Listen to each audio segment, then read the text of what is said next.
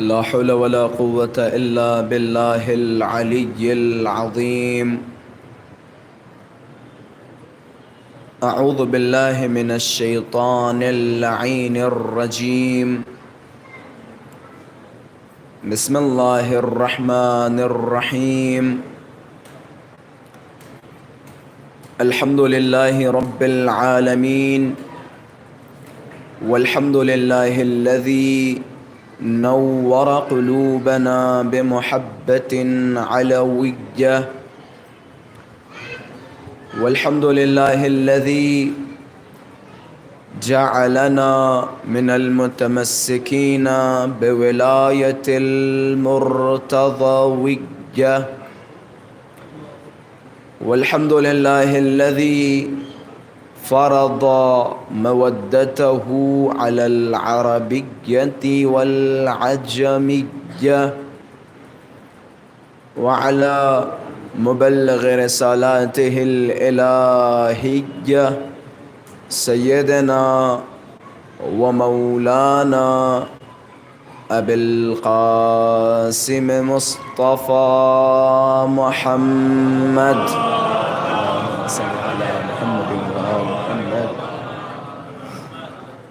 اللهم صل وسلم وزد وبارك على صاحب الدعوة النبوية والسولة الحيدرية والعصمة الفاطمية والحلم الحسنية والشجاعة الحسينية والعبادة السجادية والمآثر الباقرية والآثار الجعفرية والعلوم الكاظمية والحجج الرضوية والجود التقوية والنقابة النقوية والهيبة العسكرية والغيبة الإلهية الحجة القائمية.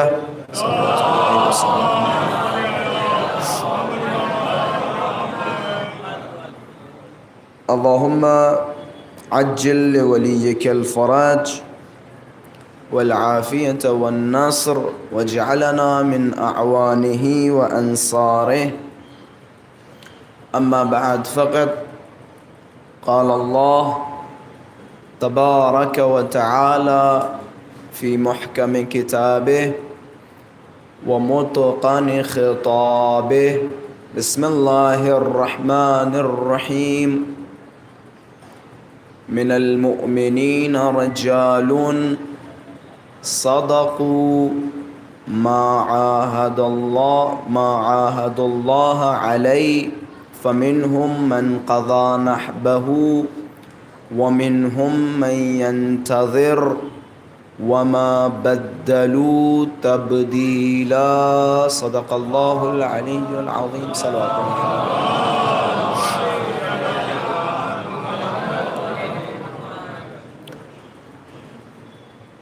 حضرت حجت آخر کی سلامتی اور ان کے ظہور میں تعجیل، علماء کرام، مراجعین اعظام کی سلامتی، شیعیان حیدر کرار کی سلامتی اور تمام عزاداران کی سلامتی کے لیے بآواز بلند صلوات ہدیہ فرمائیں۔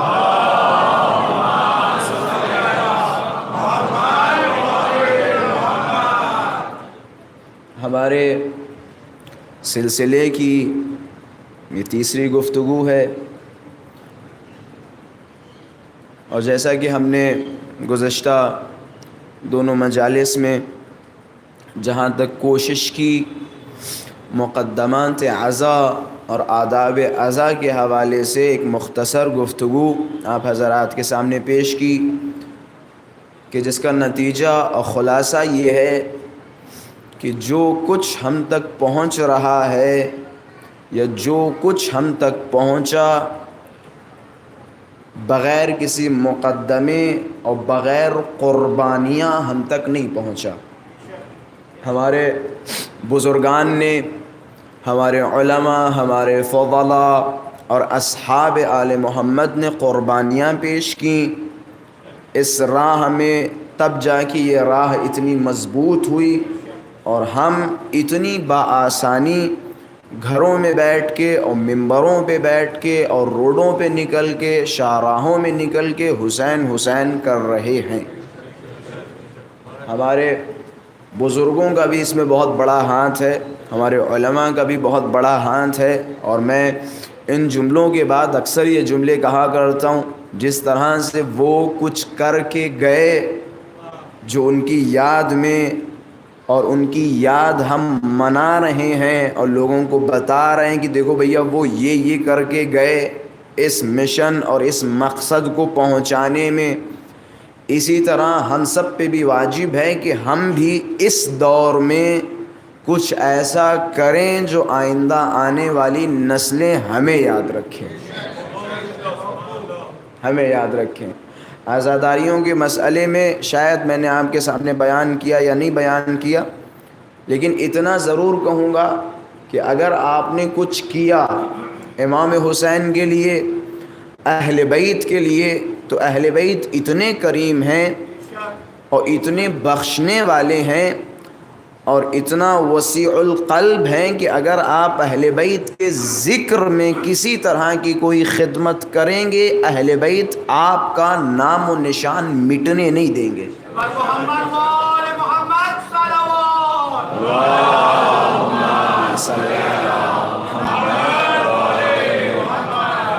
آپ کا نام و نشان مٹنے نہیں دیں گے۔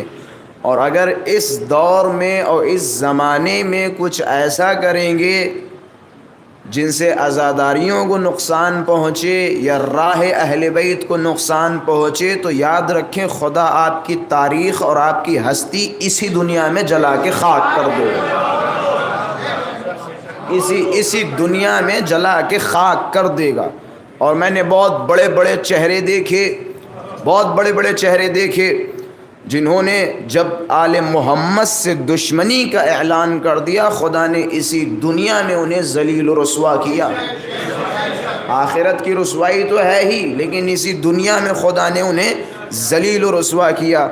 ایک بہت بڑے عالم دین فرماتے ہیں، کہتے ہیں ایک تفسیر پڑھ رہا تھا میں، ایک بہت بڑی تفسیر، کہ جب میں نے تفسیر پڑھی تو میں نے دیکھا مطالب بہت زبردست ہیں، بہت زبردست مفسر قرآن بھی نظر آ رہے تھے، اور جو وہ استدلال کر رہے تھے آیتوں سے، اور جو آیتوں سے نتیجہ نکال رہے تھے، لاجواب نتائج تھے۔ ایسے نتیجے ہم نے دوسری تفسیروں میں نہیں دیکھے۔ کہ پھر جب میں ان کی وہ تفسیر پڑھتا رہا اور پڑھنے کے بعد ختم کی، آخر میں بیٹھ کے سوچنے لگا، میں نے کہا اما بھیا اتنے بہترین مفسر اور اتنی بہترین قرآن کی تفسیر، اتنے بہترین استدلال، کہ سب کچھ بہترین ہے لیکن پھر بھی اس تفسیر کو کوئی جانتا نہیں ہے، کہ سب کچھ بہترین ہے، بہترین علم، بہترین صلاحیت، لیکن علماء کے درمیان اس تفسیر کو بالکل کوئی مقبولیت ہی حاصل نہیں ہے، کہ میں چکر میں پڑ گیا۔ بھئی سب کچھ ہے ان کے پاس اور بہترین نتائج اور بہترین مفسر، لیکن اس کے باوجود کوئی عالم دین انہیں نہیں جانتا۔ کہتے میں مزید ان کی زندگی پڑھنے لگا، جب ان کی زندگی پڑھی تو پتہ چلا کہ بڑے مشکوک مزاج آدمی تھے، کبھی عزاداریوں پہ شک، کبھی امام حسین پہ انگلی اٹھانا، کبھی راہ اہل بیت میں انگلی اٹھانا، کبھی ولایت علی پہ انگلی اٹھانا، کہ نتیجہ یہ نکالا جو آل محمد پہ انگلیاں اٹھائے خدا اس کی تاریخ جلا کے خاک کر دیتا ہے۔ جو آل محمد پہ انگلیاں اٹھائے خدا اس کی تاریخ جلا کے خاک کر دیتا ہے۔ اور یہی وجہ ہے، میں بارہا کہتا رہتا ہوں، تنہا علم انسان کو کامیاب نہیں کرتا، تنہا علم انسان کو کامیاب نہیں کرتا۔ یہ الفاظ کو بدل کے کہوں، علم سیکھنے سے حاصل نہیں ہوتا، یقین جانیں، میری باتوں پہ یقین کریں۔ خیر دوسرے علوم میں آپ مان سکتے ہیں، لیکن علوم آل محمد سیکھنے سے حاصل نہیں ہوتے، بلکہ آل محمد پہ غلامی کرنے سے حاصل ہوتے ہیں۔ آل محمد کے دروازے پہ غلامی کرنے سے حاصل ہوتے ہیں۔ اور یہی وجہ میں نے نجف اشرف میں بعض علماء کو دیکھا، میں نے خود اپنی ان آنکھوں سے دیکھا بعض علماء کو، جب وہ حرم امیر المؤمنین میں آتے تو مولا کی دہلیز اور مولا کی چوکھٹ اپنی زبان سے چاٹتے ہیں۔ اگر ان سے سوال کیا جائے عجب نہیں وہ پلٹ کے جواب دیں کہ یہ زبانیں چاٹ چاٹ کے ہم عالم بن گئے۔ آل محمد کے دروازے کو آپ نے وہ غبار نجف سنا ہوگا، ایک کتاب ہے غبار نجف، وہ کہتے ہیں نا کہ نجف کی فضاؤں میں علم ہے۔ یقیناً میں نے محسوس کیا، بڑا اچھا جملہ ہے علامہ طالب جوہری رحمۃ اللہ علیہ کا، ان کی بلندی روح اور ان کے درجات کی بلندی کے لیے بآواز بلند صلوات ہدیہ فرمائیں۔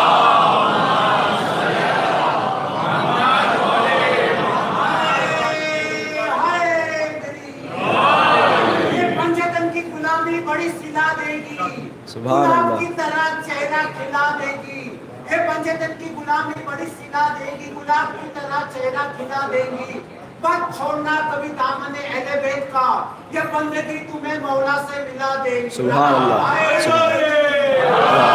خلاصہ علامہ طالب جوہری رحمۃ اللہ علیہ کے ایک بڑے خوبصورت شاگرد ہیں اور ماشاءاللہ سے بڑی اچھی صلاحیتوں کے مالک ہیں، تو وہ ایک دن بتانے لگے کہ علامہ طالب جوہری صاحب کی خدمت میں تشریف فرما تھے، تو علامہ طالب جوہری صاحب نے فرمایا، نجف کا تذکرہ آیا تو انہوں نے جواب میں فرمایا کہ میں یہاں جہاں بیٹھے تھے کہ میں یہاں کی شاہی اس طلبگی کے مقابلے میں کچھ نہیں سمجھتا ہوں، کہ نجف اشرف میں وہ ایک دن کا ایک طالب علمی اور یہاں کی شاہی میں مقابلہ نہیں سمجھتا ان دونوں چیزوں میں، یعنی یہ شاہی یہاں کی میری نظر میں کچھ نہیں ہے وہاں کی طلبگی کے مقابلے میں۔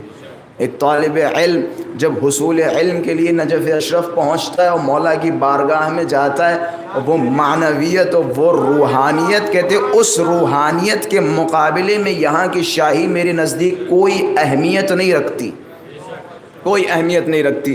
آپ نے وہ سنے ہوں گی روایتیں، میں دھیرے دھیرے مقدمہ بنا رہا ہوں، اس راہ کی طرف لے کے جا رہا ہوں، ماشاءاللہ سے روایتیں و احادیث اور علماء کے مختلف بیانات سنتے رہتے ہیں۔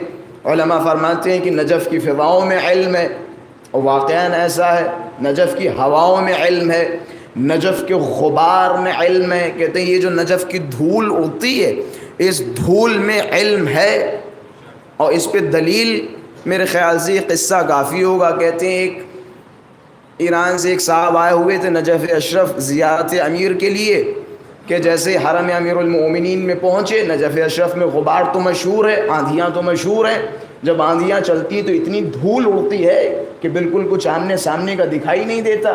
کہتے ہیں جیسے یہ حرم امیر المؤمنین میں پہنچے اچانک سے غبار اڑنے لگا، آندھی آ گئی کس کے، اب سارے لوگ ادھر ادھر بھاگ رہے ہیں، بڑی آسانی سے میں جملہ کہوں گا، سارے لوگ ادھر ادھر بھاگ رہے ہیں۔ انہوں نے کہا بھاگ کہاں رہے ہو؟ کہ دیکھ نہیں رہے غبار اڑ رہا ہے؟ کہ غبار اڑ رہا ہے تو اپنا منہ کھولو، غبار نجف اندر لے لو۔ کہتے ہیں یہ سارے ادھر کے ادھر بھاگنے لگے، یہ بندے خدا حرم امیر المؤمنین کے سامنے کھڑے ہو کے اپنا منہ پھیلا دیا کہ غبار نجف ہے، غبار نجف، کیا تم نے نہیں سنا؟ نجف کے غبار میں علم ہے، کہ نجف کے غبار میں علم ہے۔ اچھا ہوا کیا؟ سارے لوگ چلے گئے، انہوں نے منہ پھیلایا اور غبار نجف ان کے اندر چلا گیا۔ تھوڑی دیر کے بعد وہیں بیٹھ کے انہوں نے ایسے ایسے اشعار کہے، یہ علماء کے ساتھ بیان کر رہے ہیں، اور غبار نجف نامی کتاب آپ سوشل میڈیا پہ ابھی گوگل پہ جائیں، غبار نجف لکھیں تو یہ کتاب آ جائے گی۔ اس بندے مومن کے حوالے سے ملتا ہے کہ بالکل ان پڑھ گوار جاہل، اسے کچھ نہیں آتا تھا، کہتے ہیں نجف میں کھڑے ہو کے منہ پھیلایا اور غبار نجف ان کے اندر گیا۔ تھوڑی دیر کے بعد انہوں نے شعر گئے، اتنی موٹی کتاب لکھ کے چلے گئے۔ ان کے بارے میں ملتا مشہور قصہ ہے، غبار نجف نامی کتاب مشہور ہے۔ ایک صلوات پڑھے محمد والے محمد کے ساتھ۔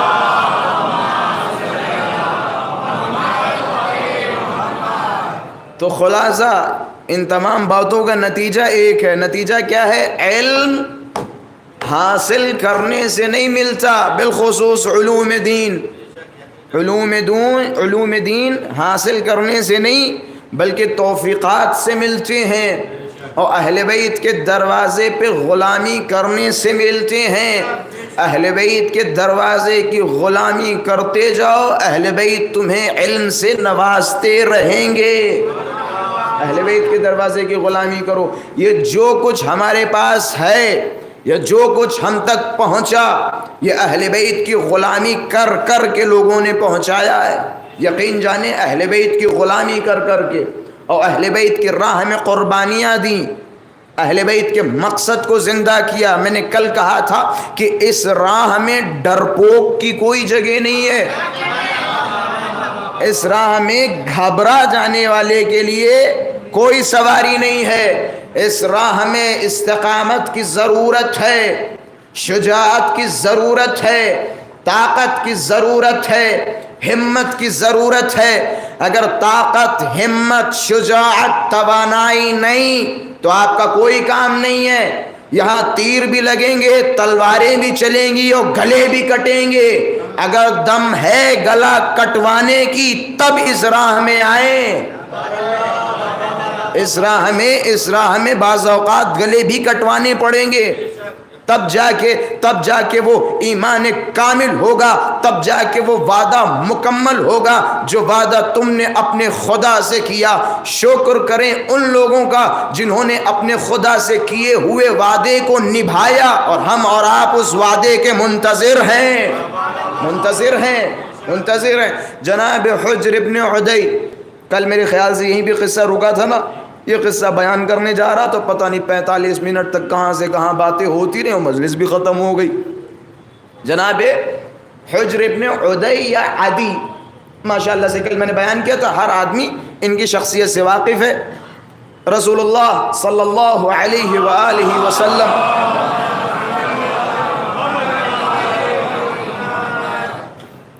ان کا حضرت کے صحابہ میں شمار تھا، اور بعض ہمارے برادران انہیں تابعی مانتے ہیں جبکہ صحابی تھے. جناب حجر ابن عدی کے حوالے سے ملتا ہے کہ جناب حجر ابن عدی کوفے پہنچے اور دیکھا کوفے میں ایک صاحب آئے ہوئے تھے شام کی جانب سے نائب بن کے. اب وہ جو ممبروں پہ جا رہے تھے علی کو برا بھلا کہہ رہے تھے. حجر ابن عدی ان کے پاس گئے کہ اما یہ کیا کر رہے ہو تم؟ علی کو برا بھلا کہہ رہے ہو، جہاں رسول اللہ پوری زندگی ہمیں یہ کہتے رہے کہ علی کا ذکر عبادت، اپنی مجلسوں کو علی کے ذکر سے زینت دو.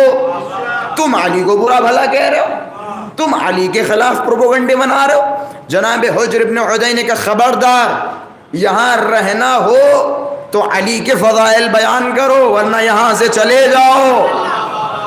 یہاں علی کے فضائل بیان کرو، علی کی مخالفت کرو گے تو تمہارے لیے یہاں کوئی جگہ نہیں. بھائی جناب حجر ابن عدی نے مخالفت کی، تازہ معاملہ تھا. انہیں بلا لیا گیا. شام والے نے کہا بھائی تم واپس آ جاؤ، تم کچھ کر نہیں پاؤ گے. پھر شام والے نے زیاد کو بھیجا اپنا والی بنا کے کوفے میں. زیاد آیا. اب جیسے ہی زیاد کوفے میں پہنچا، سب سے پہلے جناب حجر ابن عدی کو بلایا، اور بلانے کے بعد کہ اما تم وہی ہو جس کی وجہ سے پہلے والا والی یہاں سے بھاگ گیا تھا؟ کہ ہاں ہم وہی ہیں. کہ ہوا کیا تھا کہ اما وہ یہاں آ کے علی کے خلاف بکواس کر رہا تھا، ہمیں یہ گوارا نہیں کہ یہاں آ کے کوئی علی کے خلاف باتیں کرے. عجب نہیں، زیاد نے ایک جملہ کہا کہ حجر ذرا نزدیک آؤ. اب جناب حجر نزدیک گئے کہ میں بھی علی کے ساتھ تھا. حجر تم چکر میں نہ پڑو، علی کے پاس کچھ ملنے والا نہیں ہے.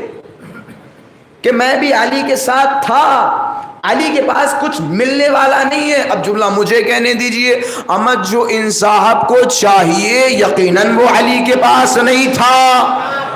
ہمیں انہیں کیا چاہیے؟ انہیں چاہیے تھی عیاشیاں، وہ علی کے پاس کہاں ملیں گی؟ انہیں چاہیے تھا ظلم و جور، وہ علی کے پاس کہاں ملے گا؟ علی کے پاس انصاف ملے گا، علی کے پاس تقوی ملے گا، علی کے پاس عبادت خدا ملے گی۔ انہیں جو چاہیے یقیناً وہ علی کے پاس نہیں ملے گا۔ حجر سے کہنے لگے اما حجر کیوں چکر میں پڑ رہے ہو؟ علی کے پاس کچھ ملنے والا نہیں ہے، کچھ نہیں ملنے والا ہے، میں بھی علی کے ساتھ تھا۔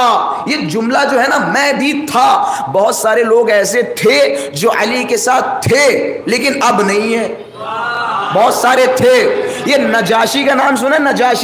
نجاشی وہ ایک بہت بڑا شاعر تھا، علیہ اللعنت والعذاب، خدا لعنت کرے، بہت بڑا شاعر تھا اور مولا امیر کے لشکر میں بھی تھا۔ پتہ اس کا کام کیا تھا؟ اس کا کام تھا مولا علی کے لشکر میں رہ کے لشکر والوں کو موٹیویٹ کرنا، رجز لکھ کے دیتا تھا۔ وہ جب جنگجو جنگ کرنے جاتے تھے، وہ جو رجز پڑھے جاتے ہیں، آپ نے دیکھا ہوگا مختار نامے وغیرہ میں رجز پڑھتے ہیں، میں وہ ہوں کہ جس نے ایک ہاتھ میں اونٹ کے مارا اور اونٹ زمین سے لگ گیا اور مر گیا، میں وہ ہوں کہ جس نے ایک تلوار کے مثال کے طور پہ ضرب میں اونٹ کے چاروں پیر کاٹ دیے اور گردن اتار دی۔ یہ رجز، لمبی لمبی باتیں پھینکنا جسے کہا جائے۔ بعض اوقات حالانکہ سب نہیں پھینکتے تھے، بعض مثال کے طور پہ مولا امیر کے رجز دیکھیں، جناب علی اکبر کے رجز دیکھیں، یہ جو دشمن آتے تھے خوب لمبی لمبی پھینکتے تھے تاکہ سامنے والا ڈر جائے۔ آپ فی الحال دیکھتے ہیں یہ جو فائٹنگ وغیرہ ہوتی، تو فائٹنگ وغیرہ میں جو فائٹر آتا ہے وہ سامنے والے پہ پریشر بنانا چاہتا ہے، تو پریشر کے لیے الٹی سیدھی حرکتیں کرے گا اور اپنا ایٹیٹیوڈ دکھائے گا اور نبی دنوں کیا سے کیا ہوتا ہے یا نہیں ہوتا ہے۔ تو یہ ہوتا تھا۔ یہ جو نجاشی تھا یہ رجز لکھ کے دیتا تھا، موٹیویٹ کرتا تھا لشکر والوں کو اپنے اشعار کے ذریعے سے۔ اب مثال کے طور پہ جنگ ختم ہوئی تو اشعار کے ذریعے سے تعریف کرتا تھا، تعریف اچھوں کی کر دیں تو وہ بہک جائیں، تعریف کر دیں تو تعریف کرتا تھا، اما وہ تمہاری کیا ضرب تھی، وہ کیا تمہارا نشانہ تھا، اور تم نے جب اسے مارا وہ گھوڑے سے زمین پہ گرا اور پھٹ سے وہیں پہ مر گیا۔ آدمی خوب پھول جاتا تھا۔ یہ نجاشی کا کام تھا۔ اچھا، نجاشی کو جب مولا نے مال غنیمت تقسیم کی تو جتنا سب کو دیا اتنا ہی نجاشی کو دیا۔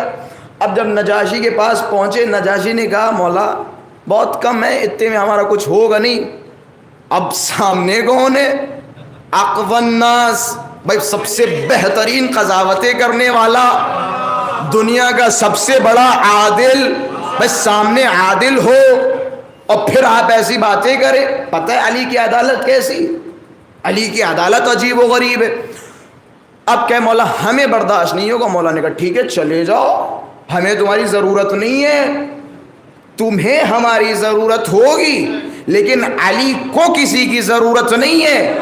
اب اگر آپ فرش عزا پہ آ رہے ہیں اور رو رہے ہیں اور تصور یہ کر رہے ہیں ہمارے آنسوؤں سے امام حسین کے زخم ٹھیک ہوتے ہیں، یقیناً اہل بیت نے یہ صلہ آپ کو بخشا ہے، لیکن خدا نہ کرے کبھی تصور کریں کہ حسین ہمارے محتاج ہیں۔ ہم حسین کے محتاج ہیں، ہم اس فرش عزا کے محتاج ہیں، لیکن ہمارا مولا ہمارا محتاج نہیں ہے۔ اما خدا نے رونے کے لیے امام حسین پہ رونے کے لیے ملائکہ پیدا کیے۔ روایتوں میں جائیں دیکھیں 4,000 ملک عند قبر الحسین، 4,000 ملائکہ امام حسین کی قبر کے ارد گرد بیٹھے ہوئے ہیں، شعث و غبر، جن کی حالت پریشان ہے، کپڑوں پہ جو مٹیاں لگی ہوئی ہیں، امامے کھلے ہیں، وہ کر کیا رہے ہیں؟ یبکون علی الحسین، جو حسین پہ رو رہے ہیں الی یوم القیامہ، قیامت تک۔ تو رونے والوں کی کمی نہیں ہے، رونے والوں کی کمی نہیں ہے۔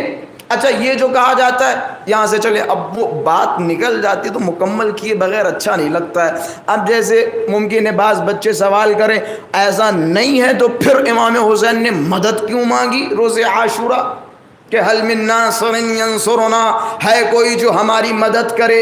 اچھا اس کے جواب میں اب کیا کہیں گے؟ میں کہوں گا بھیا خدا کے بارے میں کیا خیال ہے؟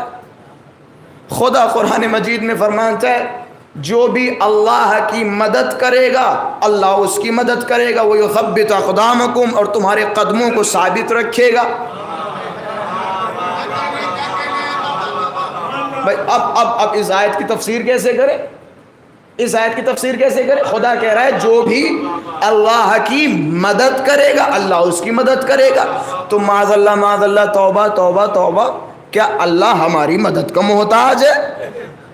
بھئی کیا اللہ ہماری مدد کا محتاج ہے؟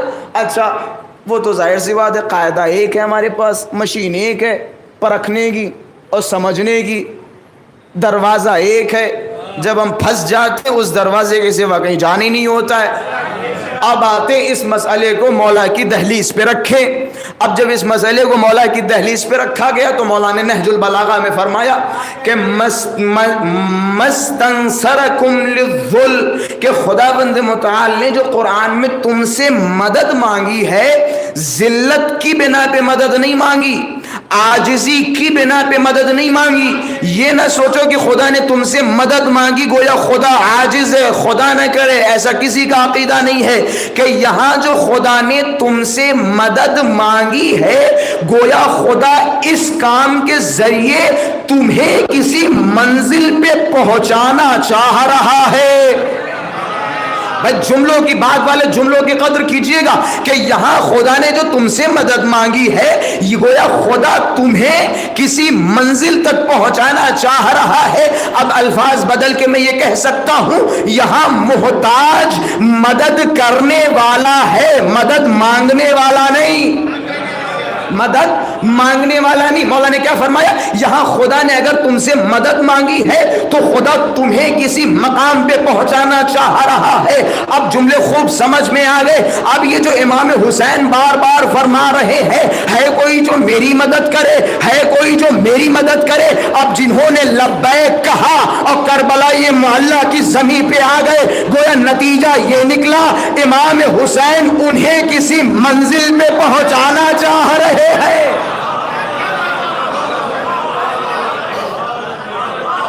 یہ دیکھیں، یہ حبیب نے امام حسین کی مدد نہیں کی بلکہ حبیب کو امام حسین نے ایک رتبہ عطا کیا ہے۔ رتبہ یہ عطا کیا ہے جو بھی حسین کے مزار پہ جائے گا وہ حبیب کو بھی سلام پیش کرے گا۔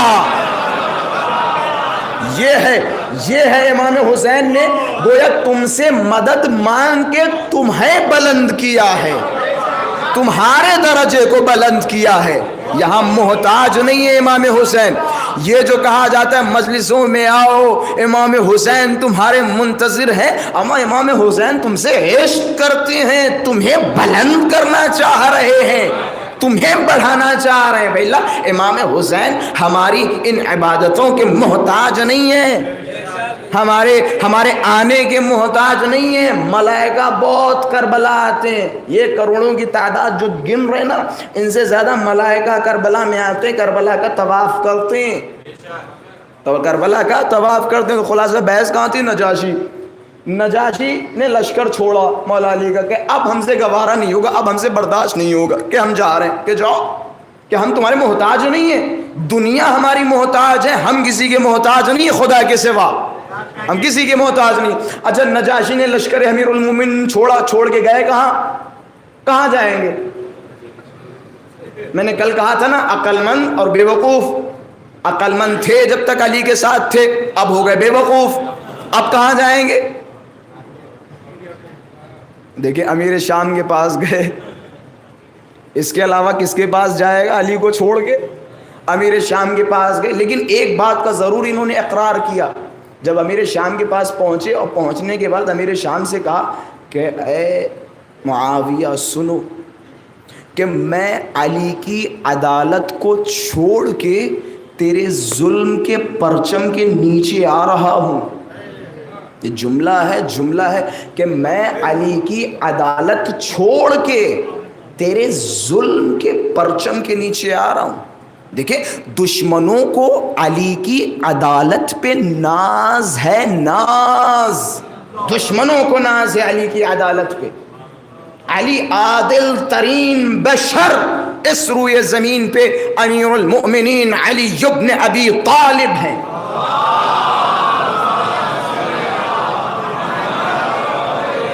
دیکھیں علی کی عدالت، دیکھیں کیسی علی کی عدالت۔ جناب قمبر ایک صاحب نے شراب پی ماہ رمضان میں، شراب کے نشے میں امیر المؤمنین کی خدمت میں پیش کیے گئے۔ امیر المؤمنین نے ان سے پوچھا کہ تم نے شراب پی؟ کہ ہاں ہم نے شراب پی۔ کہ قمبر لے آؤ اپنے اسلحے، قمبر کوڑے لے کے آ گئے کہ لگاؤ کوڑے، 80 کوڑے لگانے تھے کہ اسے باندھو اور 80 کوڑے مارو. اس نے شراب پی ہے ماہ رمضان میں. اب قمبر نے بسم اللہ الرحمن الرحیم 1 2 3 4 10 20 30 60 70 80 پہ پہنچے. اب جب 80 کوڑے مارے خوب جھلملا گئے، غصہ آ گئے کہ اما علی کی حکومت میں، علی کے دور میں تم شراب پی رہے ہو، وہ بھی رمضان میں. مولا کے محب تھے جناب قمبر، اور غصے میں آ کے 80 کے بعد 1 کوڑا اور مارا، 81 کوڑے مارے. شرابی مولا علی کے پاس آیا کہ مولا ہم نے تو آپ کی عدالت کے خوب قصے سنے کہ کیا ہوا کہ قمبر نے 1 کوڑا زیادہ مارا. قربان جاؤں مولا کی عدالت پہ کہ قمبر نے 1 کوڑا زیادہ مارا. ہم اور آپ ہوتے ہم چھوڑو شرابی تھا، ہو گیا سو ہو گیا، کہ قمبر ادھر آؤ، کہ قمبر کھڑے ہو. شرابی کے ہاتھ میں کوڑا دیا کہ جتنی تیز قمبر نے تمہیں مارا اتنی تیز تم قمبر کو مارو. یہ ہے عدالت علوی، یہ ہے عدالت امیر المؤمنین جسے دنیا کو آج ضرورت ہے. یہ عدالت، اس عدالت کی ہمیں ضرورت ہے. یہ عدالت کب ہمیں ملے گی؟ جب ہمارا مولا ہمارے درمیان ہوگا، نسل علی ہمارے درمیان ہوگی. یہ عدالت علوی ہے کہ 1 کوڑا مارو. پھر دیکھیں اس طرح سے کارنامے کی وہی شرابی جو شکایت لے کے آیا تھا، پھر جب قمبر کے 1 کوڑا لگا کس کے، آ کے رونے لگا مولا کی خدمت میں، قدموں میں گر گیا کہ مولا مجھے معاف کر دیں. ابھی تک ہمیں پتہ ہی نہیں تھا کہ ایسا کوئی دروازہ ہے، ہمیں پتہ ہی نہیں تھا. امیر المؤمنین کی جو امیر المؤمنین کو قتل کیا گیا، آپ کو پتہ ہے یہ ان کے مقابلے میں جعلی خلافت اور جعلی نبی ثقیفہ اور نبی فلاں یہ ساری چیزیں کیوں بنائی گئیں؟ صرف علی کی عدالت کی وجہ سے. بعض جو عیاش مزاج لوگ تھے وہ علی کی خلافت کے پرچم کے سائے میں کیوں نہیں جا رہے تھے؟ کیونکہ انہیں پتا تھا اگر علی کو ہم نے خلیفہ قبول کر لیا تو یہ کچھ عیاشیاں ملنے والی نہیں ہیں کہ پھر کسی ایسے کو خلیفہ بنا جو خود عباش مزاج ہو، عیاش مزاج ہو، کہ کسی ایسے کو بنا دو تب جا کے ہمیں سب کچھ ملے گا. علی کے ہوتے ہوئے ہمیں یہ کچھ عیاشیاں نہیں ملیں گی، یہ عیش و آرام نہیں ملے گی. یہی وجہ علی کے جتنے بھی غلام تھے، علی کے جتنے بھی صحابی تھے، ان کے زندگی نامے پڑھ لے. کبھی گھر میں کھانے کو نہیں، کبھی کپڑے نہیں، کبھی سونے کے لیے بستر نہیں. یہ علی مزاج لوگ تھے، علی کے ماننے والے تھے، علی کے صحابی تھے. امیر المؤمنین، میں نے کہا نا امیر المؤمنین کے قتل کی ایک وجہ کیا ہے؟ علماء فرماتے ہیں روایات میں اہل بیت علیہم الصلوۃ نے فرمایا قتل علی فی محراب عبادتہ لشدت العدالہ، کہ علی کو محراب عبادت میں قتل کیا گیا صرف ان کی عدالت کی وجہ سے. یہ ہے علی ابن ابی طالب، یہ ہے عدالت علوی جس کی ہم سب کو ضرورت ہے. اب کوئی انسان علی جیسے عادل کا دروازہ چھوڑ کے جاہلوں کے دروازے پہ چلا جائے تو پھر اس کے لیے کیا کہا جائے گا اور کیا کریں گے؟ ایک صلوات پڑھے محمد والے محمد کے ساتھ.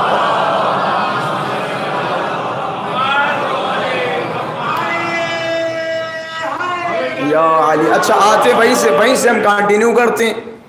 کیا ہوا؟ جناب حجر ابن عدی کو زیاد نے بلوایا، اور بلوانے کے بعد کہا یہ کیا تم نے علی علی لگا رکھا ہے؟ ہم بھی علی کے ساتھ تھے لیکن علی کے پاس کچھ ملنے والا نہیں ہے. بے شک تمہارے لیے علی کے پاس کچھ نہیں ہے، ہمارے لیے سب کچھ ہے. ہمارے لیے سب کچھ ہے، تمہارے لیے کچھ نہیں ہے. کیونکہ جو تمہیں چاہیے وہ علی کے پاس نہیں ملے گا، وہ شام میں ملے گا. تمہیں چاہیے خوبصورت دسترخوان، تمہیں چاہیے مرغ و مسلم، تو تم وہاں جاؤ، وہیں وہ ساری چیزیں ملیں گی. علی کے دسترخوان پہ تو نمک روٹی ملے گی اور جوں کی روٹی ملے گی، اس کے سوا کچھ نہیں ملے گا. کہ حجر خبردار، آج سے تم کوفے میں علی کے فضائل نہیں بیان کر سکتے۔ اب دیکھیں جناب حجر نے استقامت کا مظاہرہ کیا۔ بعض اوقات ہوتا ہے ہم بھی بیٹھ جاتے ہیں اور کہنے لگتے ہیں اما سیاست کا تقاضا یہی ہے، تقاضۂ سیاست ہے کہ ایسے موقع پہ خاموش بیٹھا جائے۔ بے شک بعض مواقع پر سیاست کے کچھ تقاضے ہوتے ہیں، لیکن ہر موقع پر سیاست کا تقاضا خاموشی نہیں ہوتا۔ اگر ہر موقع پہ خاموشی اختیار کی جاتی تو یہ کربلا کے راستے کروڑوں کے لیے کھلے نہ ہوتے۔ اگر وہ بنو امیہ کے دور میں سیاست کے تقاضے دیکھے جاتے، بنو عباس کے دور میں سیاست کے تقاضے دیکھے جاتے، تو کربلا کے لیے یہ تڑپ اور یہ عشق اور یہ ولولے لوگوں کے دلوں میں نہ ہوتے۔ اب جیسے ہی جناب حجر ابن عدی سے کہا کہ خبردار، فوج ہماری ہے، سلطنت ہماری ہے، دور بنو امیہ کا ہے، تمہیں حق نہیں تم کوفے میں علی کے فضائل بیان کرو۔ اب سامنے کون ہے؟ مولا کا سپاہی، مولا کا صحابی، کہ تم میں جتنی دم ہو تم روک لو، فضائل تو بیان کیے جائیں گے، فضائل تو بیان کیے جائیں گے اور ممبروں سے بیان کیے جائیں گے۔ حجر نکلے اور نکلنے کے بعد مسجد میں بیٹھ گئے کہ آؤ لوگوں تمہیں ہم علی کے فضائل سناتے ہیں۔ علی کے فضائل بیان کرنا شروع کیے۔ اب جب علی کے فضائل بیان ہی کر رہے تھے کہ تھوڑی دیر کے بعد ایک چھوٹی سی لشکر کی ٹکڑی آ گئی مسجد کے سامنے اور دھمکیاں دینے لگے کہ بند کر دو علی کے فضائل بیان کرنا، کہ تم میں سے جو بھی اس مسجد میں تھوڑی دیر کے بعد ملے گا اس کی گردنیں کاٹ دی جائیں گی۔ اب جیسے یہ اعلان ہوا کیا؟ مسجد میں چاروں طرف دیکھا، آدھی مسجد خالی، چلے گئے۔ پھر تھوڑی دیر کے بعد، بس بیداری سے سنیے گا، میں منزل کی طرف لے کے جا رہا ہوں، کل کے موضوع کو کنٹینیو کر رہا ہوں۔ تھوڑے لوگ چلے گئے، تھوڑی دیر کے بعد پھر لشکر آیا کہ جو بھی تم میں باقی رہے گا اسے تو مارا جائے گا ہی، اس کے گھر والوں کو بھی مار دیا جائے گا، کہہ کے چلے گئے۔ پھر جب تھوڑی دیر کے بعد آئے تو بچے کتنے؟ 8 بچے 8۔ اب انہوں نے اعلان کیا کہ اب اس میں جو بھی باقی رہے گا اسے بیچ میدان میں کھڑا کر کے مارا جائے گا، اس کی گردن اتار دی جائے گی، اسے پھانسی دے دی جائے گی، اسے سولی پہ چڑھا دیا جائے گا۔ اب یہ 8 تھے لیکن وہ بھاگنے والے نہیں تھے۔ بھائی بیداری سے سنیے گا، 8 تھے لیکن وہ بھاگنے والے نہیں تھے۔ کہ اگر عشق علی میں یہی سزا ہے، گردن اتارنا ہی نام عشق علی ہے، تو آؤ اتار دو گردن ہماری، آؤ۔ یہ تھے 8 جنہوں نے استقامت کا مظاہرہ کیا، یہ تھے 8 جنہوں نے اپنی قربانیاں پیش کر کے عشق علی ہمارے دلوں میں منتقل کیا۔ یہ 8 وہ تھے کہ ٹھیک ہے اتار دو۔ اب حکم جاری ہوا کہ ان سب کو گرفتار کیا جائے، سب کو گرفتار کیا گیا، سب کو مار دیا گیا، بچے جناب حجر ابن عدی۔ اب جب جناب حجر ابن عدی کو مارنے کے لیے آئے تو جناب حجر ابن عدی نے کہا ٹھیک ہے، مارنے سے پہلے میری 3 وصیتیں ہیں، کیا ان 3 وصیتوں پہ عمل کرواؤ گے؟ کہ ہاں بسم اللہ بتاؤ۔ کہ پہلی وصیت یہ ہے کہ مجھے اجازت دو میں 2 رکعت نماز پڑھ لوں۔ کہ پڑھ لو۔ کہ دوسری وصیت یہ ہے کہ جب میں مر جاؤں تو مجھے انہی زنجیروں کے ساتھ دفن کر دینا۔ اما راز کیا ہے، حکمت کیا ہے؟ عجب نہیں، جناب حجر بن عدی نے فرمایا کہ مجھے انہی زنجیروں کے ساتھ دفن کر دینا تاکہ کل کے دن انہی زنجیروں میں شام والے کو گرفتار کروں، کہ انہی زنجیروں میں وہ جو شام میں بیٹھا ہوا ہے اسے انہی زنجیروں میں گرفتار کروں گا۔ کہ تیسری وصیت کیا ہے؟ کہ تیسری وصیت یہ ہے کہ مجھے قتل کرنے سے پہلے، پوری بیداری سے سنیے گا، مجھے قتل کرنے سے پہلے میرے بیٹے کو میری نظروں کے سامنے مارو۔ کیا وصیت ہے؟ بعض لوگ سمجھ رہے ہیں کیا عجیب و غریب کلیجے کا مالک تھا بھائی، کہ میرے بیٹے کو میری نظروں کے سامنے مارو پھر مجھے مارنا۔ دیکھیں عشق علی کن منزلوں پہ لے کے جاتا ہے۔ اب عشق علی سنا رہا ہوں کن منزلوں پہ، معراج پہ لے کے جا رہا ہوں، معراج پہ چلیں گے، معراج پہ، عشق علی کی معراج جانتے ہیں؟ آئیے عشق علی کی معراج دیکھیے. کہتے مجھے مارنے سے پہلے میرے بیٹے کو میری نظروں کے سامنے مارو، پھر مجھے مارنا. اما میں کہوں گا کون سا ایسا باپ ہے جو یہ کہے کہ میرے جوان بیٹے کو میرے سامنے ذبح کرو؟ اما باپ یہی کہے گا پہلے مجھے مار دو، بیٹے کو میری آنکھوں کے سامنے نہ مارنا. اب یہاں حکمت کیا تھی، راز کیا تھا؟ جب جناب حجر سے پوچھا گیا، عجب نہیں جناب حجر ابن عدی نے یا حجر ابن عدی نے جواب دیا کہ میں مطمئن ہو کے مرنا چاہتا ہوں کہ میرا بیٹا میری زندگی میں علی کی محبت پہ مرا، کہ میرا بیٹا میری زندگی میں علی کی محبت میں مرا، کہ میں پہلے اسے مرتا دیکھنا چاہتا ہوں، کہ اس کی وجہ یہ ہے کہیں ایسا نہ ہو کہ مجھے عشق علی میں مار دو اور میرا بیٹا مجھے کٹتا ہوا دیکھے اور ڈر جائے، گھبرا جائے اور علی کے راستے کو چھوڑ کے ان کے راستے پہ نہ چلا جائے. یہ حکمت ہے کہ پہلے میرے بیٹے کو میرے سامنے مارو تاکہ میں مطمئن ہو جاؤں عشق علی میں مارا گیا، محبت علی میں شہید ہوا. یہ ایسی قربانیاں ہیں، یہ ایسی قربانیاں انہوں نے دی ہیں، تب جا کے آج ہم میں جرأت آئی علی بیان کرنے کی. ایسے ہی نہیں ہے، جرأت ہمیں بخشی، ہمیں توانائی بخشی. ویلا دیکھے بنو امیہ کے ایسے دور تھے کہ جہاں اگر کوئی نام علی لیتا تھا تو نام علی پہ اسے تازیانے اور کوڑے نویدن کیا سے کیا مارے جاتے تھے. نام علی رکھنا جرم تھا.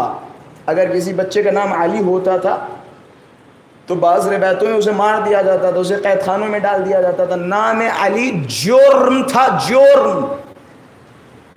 بعض صحابیوں کی پتہ کیا کیا کیا خواب تھے. عبداللہ ابن شداد، میں نے ایک آرٹیکل لکھا ہے جس کا ٹائٹل یہ ہے کہ اہل سنت بکس میں فضائل اہل بیت کم کیوں، یہ موضوع ہے. اور تقریباً 17-18 سے 20 صفحوں کا یہ آرٹیکل ہے، اردو زبان میں ہے. اگر خواہش مند افراد ہوں تو ضرور مجھ سے لیں.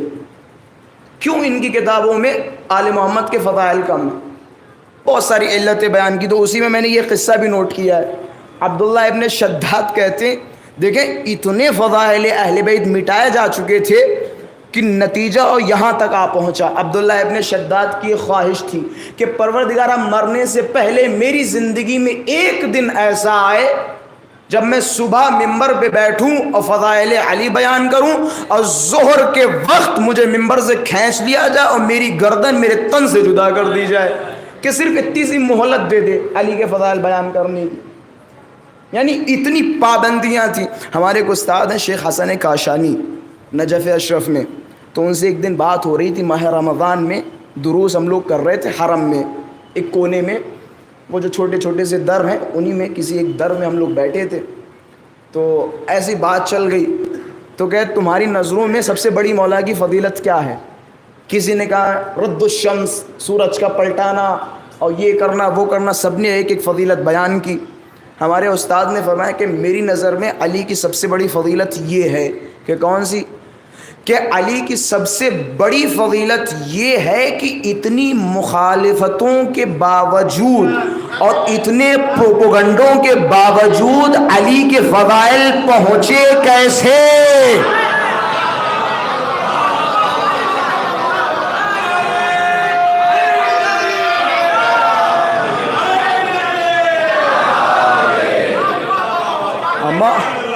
ہے یا نہیں کہ اتنی مخالفتیں یعنی نام علی رکھا جائے تو گردنیں اتار دی جائے. اتنی مخالفتوں کے باوجود علی پہنچے کیسے؟ کہ یہ علی کا زندہ معجزہ ہے، کہ یہ علی کا زندہ معجزہ ہے کہ اتنی مخالفتوں کے باوجود آج بھی کتابیں کھولے تو علی کے فضائل سب سے زیادہ نظر آتے ہیں. یہ علی کا زندہ معجزہ ہے. اور یہی وجہ، یہ جو ہمارے بعض نادان کہہ دیتے ہیں، بعض نادان، مجھے شکوہ ہے ان لوگوں سے شکوہ ہے. کہہ دیتے ہیں اماں قبلہ بڑے لوگ علی علی کے فضائل بیان کر رہے ہیں، کیا ضرورت ہے علی کے فضائل بیان کرنے کی، چھوڑو ہو گیا تو ہو گیا. نہیں آقا جان، ہمیں حکم دیا گیا. علی کے اوپر بڑے ظلم و ستم ڈھائے گئے، بہت ظلم و ستم ڈھائے گئے، بہت ظلم و ستم ڈھائے گئے امیر المومنین کی ذات پر. یہی وجہ ہے کہ اہل بیت علیہم الصلوۃ والسلام نے کثرت سے اپنے بچوں کے نام علی رکھے ہیں. آج اگر کسی صاحب سے کہہ دو، آج کے زمانے میں کیا ہے، اور نام گزاری میں تو عجیب حال بنا ہوا ہے. اب ایک صاحب سے میں نے پوچھا کہ صاحب کا نام کیا، کہ سینڈی. کیا تماشا بنا رکھا ہے. آپ آل محمد کے ناموں میں اپنے بچوں کے نام رکھیں، آل محمد کے ناموں پہ اپنے بچوں کے نام رکھیں. ہمارے چھٹے مولا ایک دروازے پہ پہنچے، دق الباب کیا، دروازہ کھلا کہ تمہارے بچے کا نام کیا ہے، کہ محمد. کہ گھر میں کس نام سے بلاتے ہیں، جملوں پہ توجہ کیجئے گا. نام کیا ہے، کہ محمد. گھر میں کس نام سے بلاتے ہیں، کہ علی، جسے ہم کہتے ہیں نک نیم. نام کیا ہے، محمد. گھر میں کس نام سے بلاتے ہیں، علی. اب جیسے مولا نے سنا، مولا کے چہرے پہ مسکراہٹ، کہ یہ گھر وہ ہے کہ جس پہ ہمیشہ رحمتیں نازل ہوتی رہیں گی. ہمارے معاشرے میں جائیں، نام کیا ہے، غلام. بلاتے کیا ہیں، گلو. ہے یا نہیں؟ یعنی اچھا خاصا نام، اور لوگوں کو مزہ آتا ہے. کیا پیارا نام ہے، کیا پیارا نام ہے. یہ کیسی حماقت ہے. نام رکھوانے کے لیے آئیں گے تو قبلہ کوئی یونیک نیم بتائیں، ایک اینٹک نیم بتائیں. یونیک اور اینٹک نیم شیطان کے علاوہ کچھ نہیں ملے گا، رکھ لیں شیطان. بھئی اہل بیت نے قاعدہ بتایا ہے، اہل بیت نے قاعدہ یہ بتایا کہ سنو، تمہیں نام رکھنے ہوں تو ہمارے ناموں پہ اپنے بچوں کے نام رکھو. ختم. ہمارے ناموں پہ اپنے بچوں کے نام رکھو. یہ بھی ایک ٹرینڈ چلا ہوا ہے قرآن سے. کیا نام رکھا، انما. کیا نام رکھا، فی. اما یہ حرف ہیں، یہ حرف ہیں، عربی لغت کے حرف ہیں. حرف جانتے اے بی سی ڈی، یہ حرف ہیں. کہاں سے رکھا، قرآن سے رکھا. کیسے، ایسے قرآن کھولا، قرآن میں جو آ گیا. میں نے کہا اچھا ٹھیک ہے، اگر میں قرآن کھولوں اور آ گیا شیطان، پھر کیا کرو گے، رکھو گے قرآن. یہ طریقہ نہیں بیان کیا گیا، یہ طریقہ خود ہم نے بنا رکھا ہے. طریقہ یہ نہیں ہے. طریقہ اہل بیت کے القاب ہیں، اہل بیت کے نام ہیں، ان ناموں پہ اپنے بچوں کے نام رکھیں. اب اگر کہہ دو کسی بچے سے کہ علی رکھ لو، علی تو فلاں صاحب کے بھی ہیں، محمد تو فلاں صاحب کے بھی ہیں، حسن تو فلاں صاحب کے، کوئی الگ نام بتاؤ. مدینے میں جب والی آیا تو مردم شماری ہوئی، کاؤنٹنگ ہوئی لوگوں کی، پاپولیشن کتنا ہے مدینے کا. تو امام حسین نے جناب علی اکبر کو بھیجا. بڑی آسانی سے جملے کہوں، قدر کیجیے گا. جناب علی اکبر کو بھیجا. اب جب جناب علی اکبر پہنچے، بعض روایتوں میں سید الساجدین پہنچے، کہ لکھوانے لگے کہ لکھو کہ کیا نام ہے تمہارے بابا کا، کہ حسین ابن علی. کہ ان کے کتنے بیٹے ہیں، 3. کہ پہلے کا نام علی، دوسرے کا نام علی، تیسرے کا نام کہ علی. کہ سب کے نام علی. سامنے سے کہا میں کیا چکر ہے، علی علی. گویا امام سجاد گئے اور جانے کے بعد اسی کے دربار میں جو علی کا مخالف تھا، علی علی کہہ دیا. کہ یہ کیا چکر ہے، سب کے نام علی علی. اب دیکھیں امام سجاد کا جواب. وہ لوگ جو یہ کہتے ہیں کہ ہم علی بہت ہو گئے، فلاں صاحب کے بھی ہیں، فلاں صاحب کے بھی ہیں. اب جیسے اس نے سوال کیا کہ یہ کیا چکر ہے، تمہارے بابا نے سب کے نام علی رکھ دیے. عجب نہیں جواب دیا کہ میرے بابا فرمایا کرتے تھے اگر خدا مجھے 100 بیٹے دیتا تو میں سب کے نام علی رکھتا.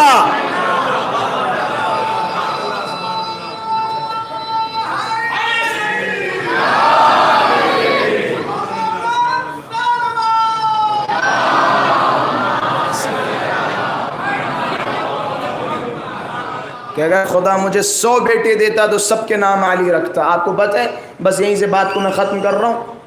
اولاد کے کچھ حقوق ہوتے ہیں والدین کی گردن پہ.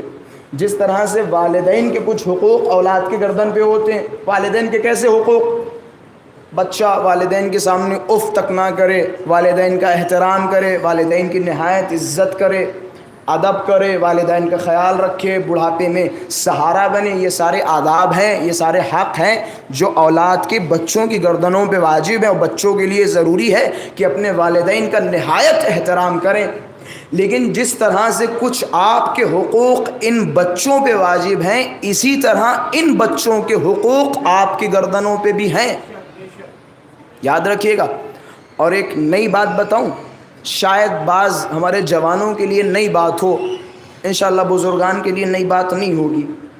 جس طرح سے والدین اولاد کو عاق کرتے ہیں، اسی طرح روز محشر ہمارے 5ویں مولا فرماتے ہیں کچھ والدین ایسے ہوں گے جنہیں ان کی اولاد عاق کر چکی ہوگی.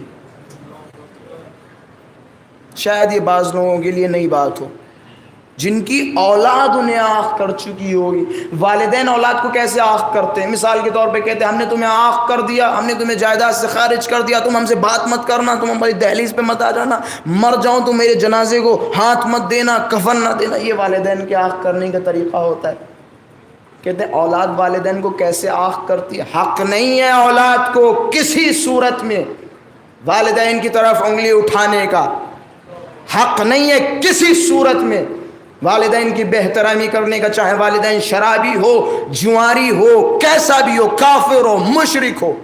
حق نہیں ہے اولاد کو کہ وہ والدین کو مثال کے طور پہ ان کے اوپر ہاتھ چلائے.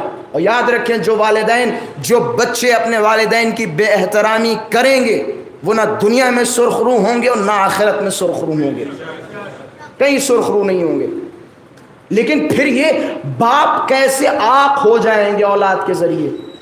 کہتے ہیں جب باپ الٹے سیدھے کام کرے گا، باپ الٹے سیدھے کام کرے گا اور بچہ صبر کرے گا. باپ الٹے سیدھے کام کرے گا، باپ بچے کو پریشان کرے گا، اس کی ایجوکیشن کی کیئر نہیں کرے گا، اس کے کھانے پینے کی کیئر نہیں کرے گا، اس کے سامنے اس کی والدہ کو مارے گا، معاشرے میں ذلت کا سبب بنے گا. بعض مثال کے طور پہ جو شراب پی پی کے کہیں پڑے ہوئے ہیں، بیٹا جا کے روز اٹھا کے لا رہا ہے، لیکن بیٹا محض صبر کر رہا ہے، اس کا صبر اس کے باپ کو عاق کر دے گا روز محشر. اس کا صبر کرنا عاق کر دے گا روز محشر. اور یہ جو صبر کرے گا خدا اسے عظیم رتبے عطا کرے گا، عظیم بلندیاں عطا کرے گا. مولا فرماتے ہیں حق الولد علی الوالد، اولاد کے کچھ حقوق والدین کی گردن پہ. پہلا حق، بس میں ختم کر رہا ہوں، پہلا حق ان یحسن اسمہ، والدین کا فریضہ ہے کہ وہ اپنے بچے کا نام اچھا رکھیں. پہلا فریضہ والدین کی گردن پہ. دوسرا ان یحسن ادبہ، والدین کا فریضہ ہے کہ وہ اپنے بچے کا ادب اچھا کریں، مؤدب بنائیں.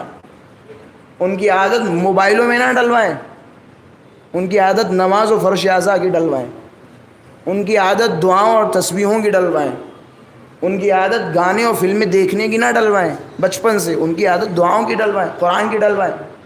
تیسرا جو والدین کی گردن پہ واجب ہے ان یعلم القرآن، اولاد کو قرآن سکھائیں.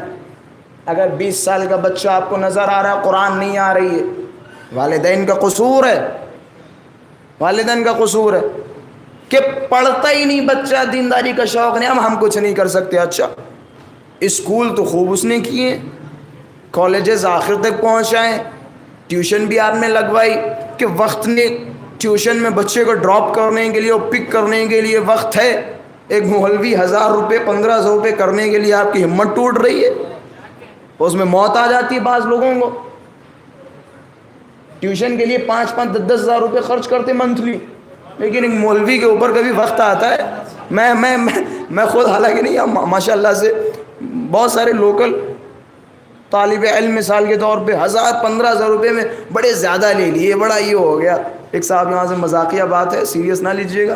ایک صاحب کے پاس فون آیا ایک مولانا کے پاس کہ نکاح کرنا ہے، کہ ٹھیک ہے، کہ کب نکاح ہے، کہ فلاں ڈیٹ پہ نکاح ہے، کہ قبلہ ہدیہ کیا ہوگا آپ کا، کہ دلہن کا جتنے کا جوڑا ہو اتنے بھیج دیو. کہ دلہن کا میں نے خود اپنی آنکھوں سے دیکھا بعض اوقات، حالانکہ یہ علماء کی شرافت ہے کہ وہ کسی مسئلے میں آپ سے سوال نہیں کرتے، لیکن آخر انہوں نے بھی اپنی فل ٹائم، یعنی ان کا یہی ہے، فل ٹائم ان کا یہی ہے، اب مثال کے طور پہ کہیں کہ وہ سبزی کی دکان کیوں نہیں کھول لیتے, ٹائر پنچر کیوں نہیں جوڑتے. اگر وہ ٹائر پنچر جوڑیں گے جا کے اور سبزی کی دکان کھولیں گے جا کے, اچھے عالم بن نہیں پائیں گے. حقیقت یہی ہے, کیونکہ اس لائن کو علوم دین کو فل ٹائم چاہیے.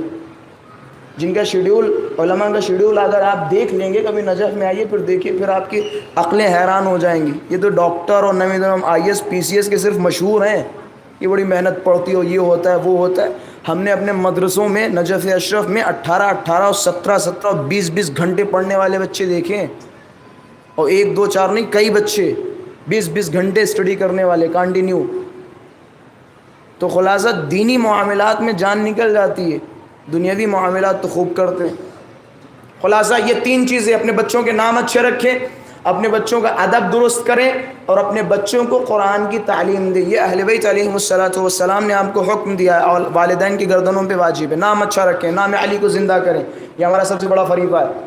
علی پہ بہت ظلم و ستم ڈھائے گئے, بہت ظلم و ستم ڈھائے گئے. جو کچھ کیا گیا صرف اور صرف علی کی دشمنی میں کیا گیا. کربلا میں امام حسین نے خطاب کیا کہ اماں تم ہمیں کیوں مارنے آئے ہو, ہمارا کیا قصور, ہم نے تمہارا حق کھایا کہ نہیں, کہ ہم نے تمہیں پریشان کیا کہ نہیں, پھر کیوں مارنے آئے ہو. جواب آیا بغضا لابیک, تمہارے بابا کی دشمنی میں. سب علی کی دشمنی تھی. ایک روایت بیان کرو, میں مصائب انشاءاللہ کل اور پرسوں خوب دیر تک پڑھوں گا, پرسوں انشاءاللہ خوب مصائب سناؤں گا. فی الحال 2 سے 3 منٹ مصائب اس تصور دلاؤں گا. ایک روایت پڑھنا چاہتا ہوں میں آپ کے درمیان. ضروری نہیں اپنا مزاج دیکھیں, شہادت عظمیٰ سننے کا مزاج نہ بنائیں. ہم نے ایسا مزاج بنا لیا ہے, جب تک وہ کربلا کے سنگین ماحول اور سنگین مناظر نہ پڑے جائیں تب تک آنسو نہیں نکلتے. یہ ماحول نہ بنائیں. شہادت عظمیٰ کی بڑی عظمت ہے. جب امام حسین کی وہ شہادت عظمیٰ بیان کی جائے تو حق بنتا ہے لوگ غش کھا کھا کے فرش اعلیٰ پہ گر جائے. حق بنتا ہے, حق بنتا ہے. کسی نے مولا سے پوچھا کہ مولا آپ کے جد امام حسین کو کربلا میں مار دیا گیا, انہوں نے بتایا نہیں لوگوں سے کہا نہیں کہ میں فاطمہ کا بیٹا ہوں, کہ لوگوں کو نہیں بتایا میں فاطمہ کا بیٹا ہوں, لوگوں کو نہیں بتایا میں رسول کا نواسا ہوں, کہ لوگوں کو بتا دیا ہوتا تو کوئی مارتا نہیں انہیں. عجب نہیں مولا کی آنکھوں میں عشق کہ میرے جد حسین نے روز عاشورہ بتایا تھا کہ میں فاطمہ کا لخت جگر ہوں, کہ پھر مولا آپ کو کیوں مار دیا, پھر امام حسین کو کیوں شہید کر دیا. عجب نے امام نے جملے فرمائے کہ ان کے شکم مال حرام سے بھرے ہوئے تھے, ان کے اوپر ہماری باتوں کا کوئی اثر نہیں تھا, کہ ان کے شکم بھرے ہوئے تھے, ہماری باتوں کا کوئی اثر ان کے اوپر نہیں ہو رہا تھا. ایک عجیب و غریب روایت, میں نے اسی روایت کے نیچے ایک روایت دیکھی, کہتے روز عاشورہ جب امام حسین ذوالجناح پہ سوار تھے, عجب نہیں ایک لعین نے امام حسین کا دور سے نشانہ لگایا, اور نشانہ لگانے کے بعد مولا کی اس گردن کی نس پہ ایک تیر مارا. اب جیسے مولا کی یہ تیر لگا, مولا کے ہاتھ سے شمشیر چھٹکنے لگی. اب روایتوں کے جملے ہیں امام حسین نے اس گلے کو ایک ہاتھ سے دبایا, خون کو روکنے کی کوشش کی, تیر کو نکالا. روایتوں کے جملے ہیں امام کی گردن سے خون کچھ اس طرح سے بہ رہا تھا جیسے کسی پرنالے سے پانی بہتا ہو.